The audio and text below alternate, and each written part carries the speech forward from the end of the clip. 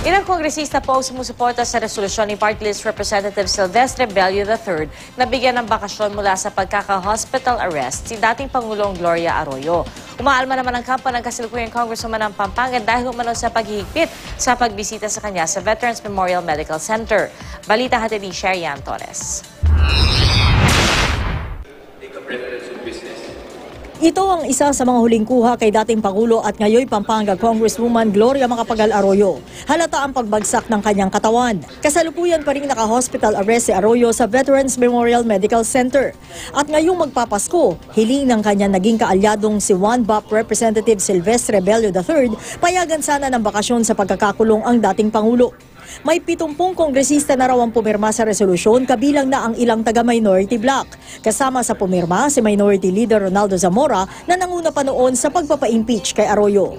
Marami sa amin ay nagtatanong, hindi ba naman pwedeng pagbigyan just for a short Christmas break a former president of the Philippines? Nakarating na rin daw kay Bello ang balitang pinagbabawalan ng PNP si dating First Gentleman Mike Arroyo na mag-overnight sa VMMC. I just hope na kung totoo man yan, I hope it is not a reaction to my resolution. Ang abogado ni Ginang Arroyo na si Attorney Ferdinand Topacio, tinawag na most unchristian at most unkind ang napabalitang paghihigpit sa pagbisita kay Ginang Arroyo.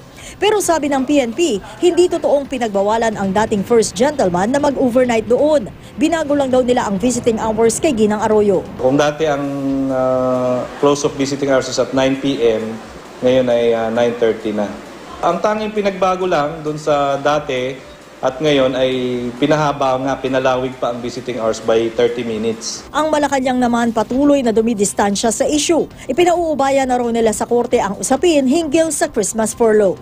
Ang jurisdiction po sa kanya ay wala po sa amin. Ito po ay nasa ilalim ng jurisdiction ng Sandigan Bayan at ng Regional Trial Court of Pasay City na kung saan nakalagak yung mga kasong naihayag laban sa kanya. Sherian Torres, GMA News.